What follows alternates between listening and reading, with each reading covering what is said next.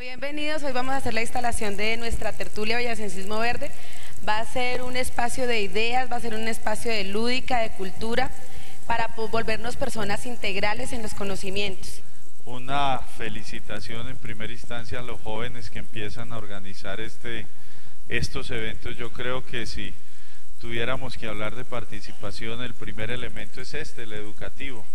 No puede haber una verdadera participación ciudadana si no existe una evaluación y si no existe una capacidad crítica que se logra es a través de esos procesos de educación. Le pedí el favor a Jenny que rapidito, de una manera rápida, me regalara el origen de las tertulias, porque si algo hizo famoso el siglo de las luces, el Renacimiento, fueron las tertulias. Ahí fue donde aparecieron las grandes reflexiones filosóficas. Y entonces recordaba, ahí la internet recuerda a Tertuliano. Tertuliano era un argumentador, un retórico y un orador impresionante. Recuerden ustedes que no es lo mismo ser orador, que es el que habla macumba. El que es argumentador es el que tiene en cada palabra la capacidad de sustentarla a través no solo de su expresión oral, sino de toda su información y toda su comunicación. Y nosotros necesitamos es de verdad argumentadores y retóricos, no oradores, porque Boyacá sí que ha estado lleno de oradores, ¿no? De esos que en las plazas públicas y hablan muy bonito y muy lindo, pero en su discurso ustedes siempre encontrarán unas contradicciones impresionantes. Empiezan argumentando de que estamos de noche y terminan aceptando que puede ser el día. Por eso Tertuliano, que fue el que inició todas esas tertulias, era ante todo eso, ¿no? Un argumentador, un retórico. Recuerden ustedes que San Agustín, por ejemplo, era uno de los retóricos más importantes del medioevo, ¿no? Y la retórica era una ciencia. En esa época del trivium se estudiaban esas tres posibilidades de expresión: la retórica, la matemática y la astronomía. Y nosotros lo que queremos es que nuestros jóvenes boyacenses sean retóricos, no habla miércoles, ¿cierto? Porque los habla miércoles hay muchos, retóricos hay muy poquitos. Tertulios era 3 veces Tulio. ¿Y quién era? ¿Por qué hacían referencia a Tulio? Por Marco Tulio, el gran orador de la época antigua. El siglo XVII entonces fue ese siglo en donde la argumentación y la retórica tuvieron de verdad una importancia sustancial en todo el proceso de construcción de conocimiento.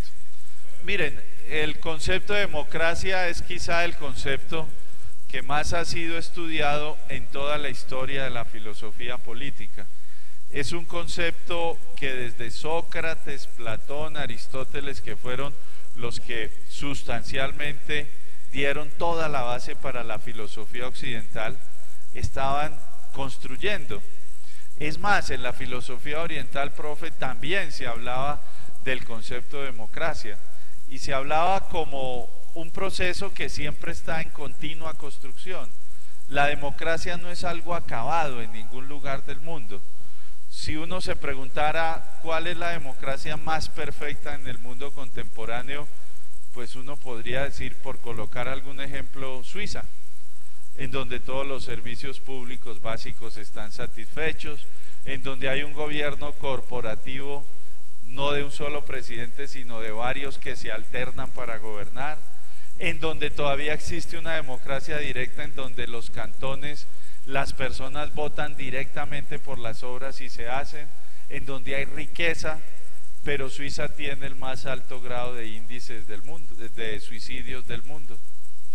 Entonces ahí ya no es tan democrática, porque en una sociedad en donde hay opulencia gubernativa, en una sociedad en donde hay opulencia económica, pero la gente no es feliz, pues no es una verdadera democracia.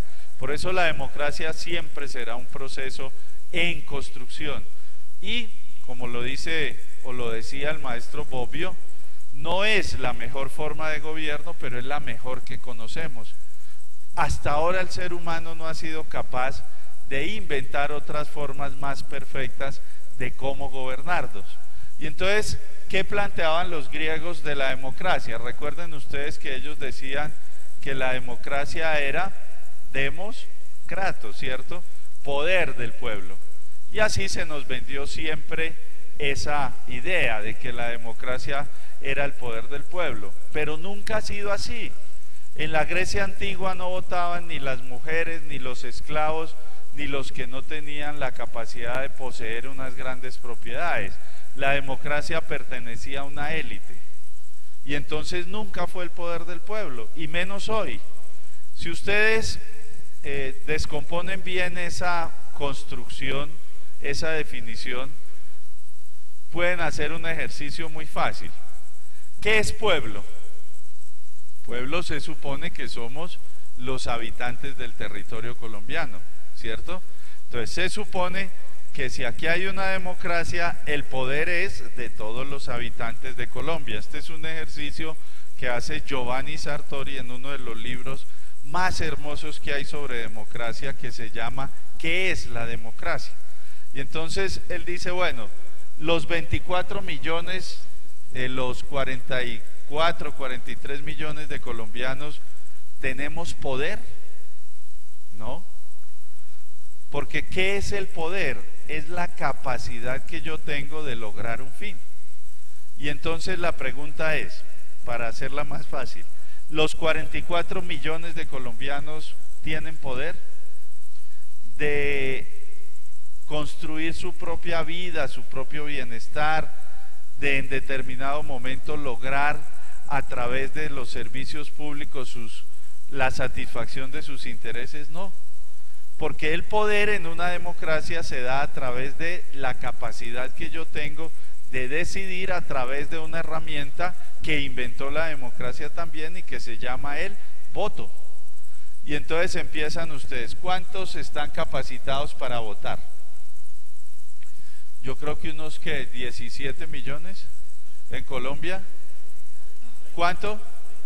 No, no creo que sean 30, ¿sí? Bueno, entonces 30 millones. Entonces fíjense que ya vamos en que no todo el pueblo tiene ese poder, no son los 40 y pico, sino los 30. De esos 30, ¿cuántos votan? 14, entonces ya vamos en 14. De esos 14, ¿cuántos eligen? Por ejemplo, al Congreso, 200, 300, ya vamos en 300. Y si ustedes hacen una estadística de cuántos gobiernan en las gobernaciones, cuántos son los alcaldes, ustedes verán que eso que se dice poder del pueblo se ve reducido a una especie de élite que gobierna. Entonces, esa definición tan simplista de los griegos no nos sirve. Es carreta, es pura macumba que la democracia es el poder del pueblo, porque no es el pueblo el que tiene el poder está reducido a unas pequeñas estructuras. Y entonces, después de divagar por tantos autores, ustedes podrán encontrar a Robert Dahl, a Dworkin, a Rawls, todos ellos hablan de la democracia. Yo creo que no hay un tema más tratado, más vilipendiado y más desconocido que el de la democracia. Finalmente se llega a una definición que es la que personalmente siempre me ha gustado, que es la definición del maestro Norberto Bobbio en un libro que se llama El futuro de la democracia, en donde él dice: la democracia es simplemente aquella forma de gobierno en donde están claramente establecidas cuáles son las reglas de juego para elegir y qué es lo que deben hacer los elegidos. ¿Sí? ¿Entendemos esa definición?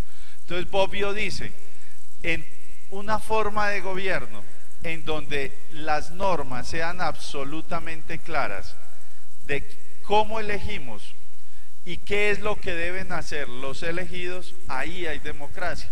Obviamente eso tiene otros aditamentos, ¿no? El respeto a los derechos humanos, etcétera, etcétera.